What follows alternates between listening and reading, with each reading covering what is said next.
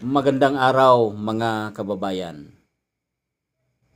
Bibigyan po natin ng reaksyon ngayon itong balita sa Bilyonaryo News Channel na kung saan ipapasupina ni Acting Blue Ribbon Committee Chairman na si Erwin Tulfo yung mag-asawang Diskaya dahil sa di umano ay kailangang isubmit ang blueprint sa kanya, sa DOJ, at saka sa ICI. Pipiliting kukuhanin. Para, ano mangyari pag nakuha? Mga kaibigan, nababaliktad na ang pangyayari dahil lumalabas ngayon sa sinasabi ni Erwin Tulfo na si Mr. Ben Dalo na ang mga Diskaya na daw di umano po ang nanunuhol sa mga politiko at sa DPWH. Ito po, pakinggan po natin ang sinabi po, ang report po ng Bilyonaryo News Channel. Ni Senator Erwin Tulfo ang ledger ng tinaguriang flood control royalty na sina Curly at Sara Diskaya. Nalaman umano ang detalye ng panunuhol nila sa mga politiko at opisyal ng DPWH. Anya, bitin ang publiko sa mga impormasyong isiniwalat ng mag-asawa sa mga nakaraang pagdinig ng Blue Ribbon Committee. Kung hindi raw ibibigay ng mga ito ang ledger, hihilingin niya sa ICI at DOJ na kuhanin. Nakakasuka na mga kaibigan. Bakit nyo pa kasi pinanalo itong taong ito? Tingnan nyo ang nangyayari. Parang lumilihis na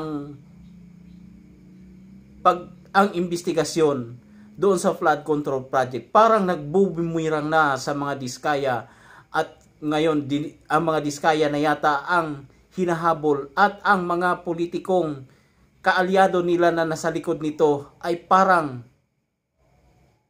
mapapawalang bisa ang mga kasalanan na ginagawa dahil sa ginagawang paglihis. Ando na sa kanal ang investigasyon. Ito po, pagpatuloy po natin mga kaibigan.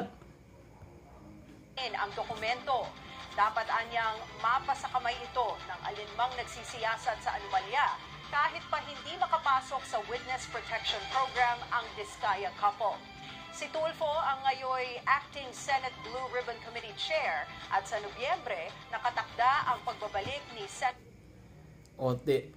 siya ngayon ang Acting Blue Ribbon Chair na kung magsalita akala mo napaka-perfectong tao palagi namang sablay yung mga sinasabi. Senator Panfilo Lacson bilang pinuno ng nasabing komite. At kaugnay ng balitang yan, makakausap natin si Senate President Pro Tempore Panfilo Lacson. Good evening po, Senator Lacson. Ayan, magbabalik na daw. Cheers, magandang gabi. Kay Miss Ann, magandang gabi rin. Maraming salamat, sir.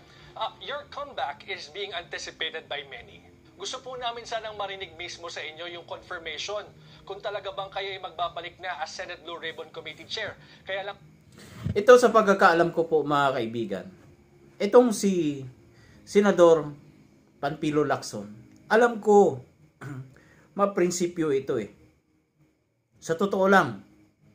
Dahil nung siya ang PNP chief sa panahon ni Estrada, dahil sa kanyang prinsipyo, ay bigla siyang nag-back out at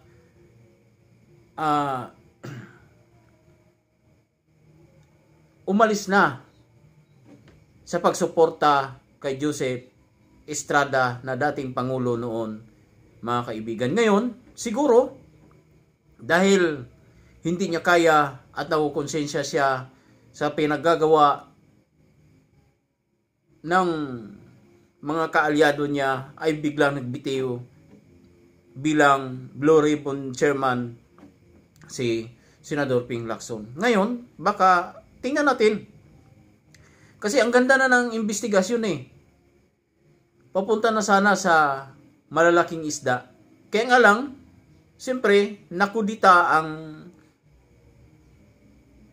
Senate President na si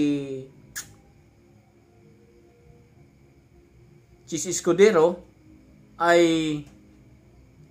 biglang napalitan din po si Senator Rodante Marcolita na soft na sana ang investigation tungkol sa flood control project dahil papunta na po ron sa mga malalaking isda. Pero dahil sa nadidetect na siguro at ang mga kaalyado pati nga ang Villar brother and sister ay biglang lumundag sa kabila nung sa kaulihulihan ay papunta rin po sa kanila ang investigasyon. At ngayon magbabalik po ang senador na si Ping Lacson, baka nag-rehearse na ito ng husto. Hindi natin po alam. Baka ang investigasyon, kung papunta man sa malaking isda, purihin natin si Ping Lacson at palakpakan. Pero kapag pinagtatakpan ang kaalyado, malamang magmumura ang sambayanang Pilipino. Magpapatuloy po tayo mga kaibigan sa pakikinig sa Bilyonaryo News Channel. Lang po kasi may caveat kayo dun sa statement nyo kahapon sa social media. Sabi nyo po, if elected again. Ano po ba talaga yung ibig sabihin nito?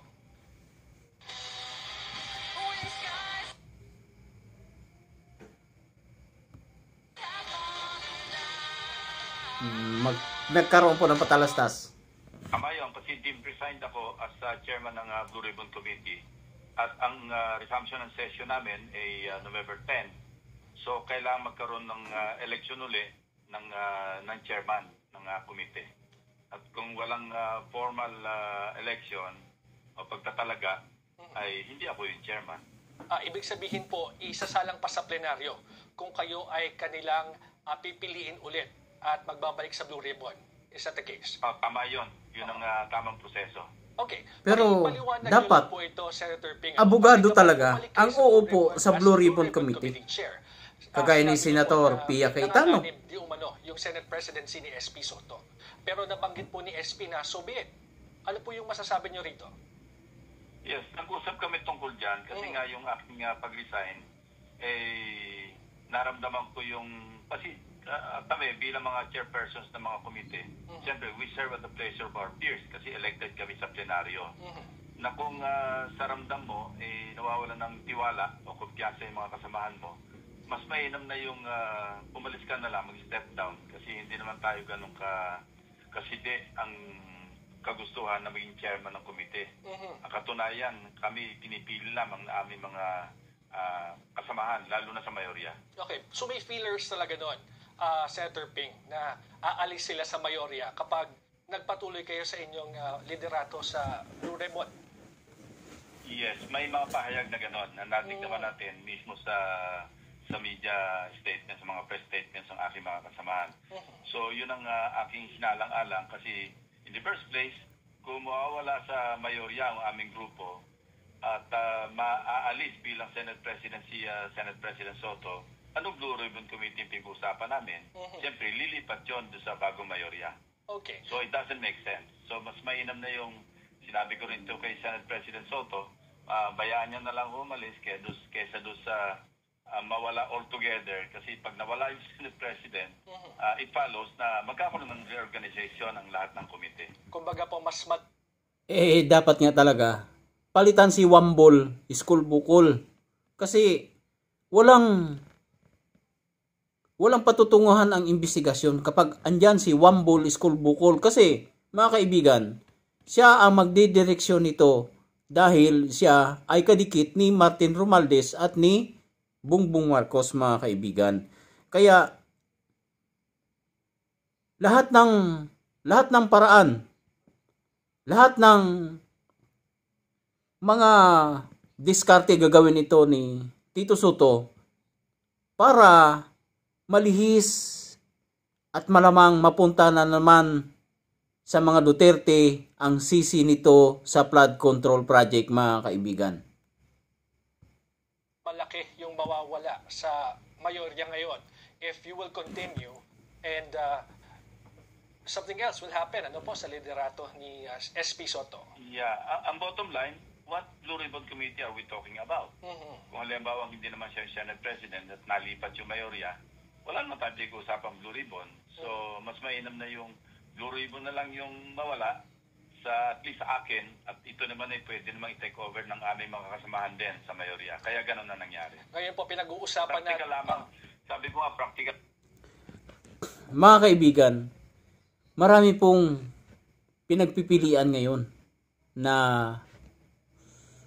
gustong ilagay sa Senate Blue Ribbon Committee. Ngunit, halos lahat ng mga itinuturo na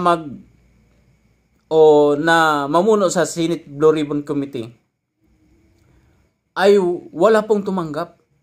Kahit na si Senador Pia Cayetano, na dating chairman din po at may experience sa paghawak ng Blue Ribbon Committee, ay ayaw din pong tanggapin.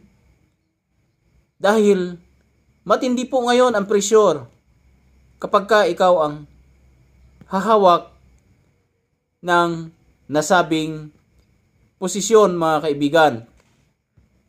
Ika lamang yung aking dahilan kung bakit ako'y nag-decide na at sumulat para mag-tender ng aking resignation bilang chairman. Okay, ngayon po pinag-uusapan na natin yung November 14. Sabi nyo nga, if elected again, ipagpapatuloy itong Blue Ribbon na hearing. Pero po sa tweet ninyo, sinabi nyo po na iimbitahan nyo si Orly Guteza sa gagawing hearing sa November 14. Ang tanong ko po, nahanap at nakausap nyo na po ba siya? Hindi alam kung nasaan siya. Pero i-course ko yung, kung sakali makabalik ako, i-course ko yung invitation through the office of Senator Marcoleta kasi siya naman niya nagpresenta. Or doon sa address ni dating Congressman Mike Defensor. Kasi siya naman tinuturo ni Senator Marcoleta na nag-introduce sa kanya. So maaaring alam nila kung nasaan si Orly Guteza para lamang malinawan yung kanyang sinumpang salaysay, no? Ganito kasi yan, George, kasi yung kanyang pagsasalaysay sa Blue Ribbon Committee, walang duda yun kasi sinumpaan niya naman yun. Hindi natin kinu-question. Ang siste, kasi narinig ko, meron ng resolusyon yung executive judge sa kanya ng Manila, RTC, na siya nagsagawa ng investigation doon sa di umano'y violation ng notarized document ni Orly Guteza dahil sumulat sa kanya si Attorney Espera at sinasabing hindi siya yon. Ano po yung findings, so, sir? Kung ang narinig kong findings, not her real signature. Okay. No, yung nakasaad o nakasulat doon sa affidavit. So in that case, kung hindi man natin kino-question yung buod ng salaysay niya mismo sa Senado, sa Blue Ribbon, may question sa credibility niya kasi sinabi niya na siya mismo ang nagpanotaryo kay Attorney Espera. So magkaiba yun na George, di ba? Na okay, sinumpaan mo, nagsalaysay ka sa halap ng Blue Ribbon at ito naman ay under oath. Pero somehow, yung credibility mo dahil sa portion ng yung pag-testify sa Blue Ribbon Committee, sinabi mong ikaw mismo ay nagpunta kay Attorney Espera para magpanotaryo. Yun nga po sana. Kung lalabas na hindi pala, may credibility problem yon. Yun nga po sana yung gusto kong puntahan. Ito, mga kaibigan, malamang sisirain nila ng husto ang depensa ni Master Sergeant Orly Guteza, mga kaibigan. Kaya gusto nila na sirain ang kredibilidad ni Orly Guteza nang sa ganon hihina po ang ebidensya at hindi na po at lalabas na hindi na kapanipaniwala si Orly Guteza. Paano po, mga kababayan? Hanggang dito na lamang po. At sana po sa susunod po ay nakikiusap akong panoorin niyo pong muli ang aking presentasyon at bigyan po ninyo ng komento at opinion. Kung hindi ka pa po nakapag-subscribe sa channel ko, nakikiusap din po ako na i-subscribe mo po. Nang sa ganun, updated ka po sa YouTube na sa mga bidyong ipopost ko po. Pati na rin po, isa ka sa makakatulong sa mga matatandang maabutan po natin ng mga panandaliang kaligayahan, pagkain at mga grocery kapag tayo'y sumasahod na sa YouTube. Maraming salamat, kaibigan.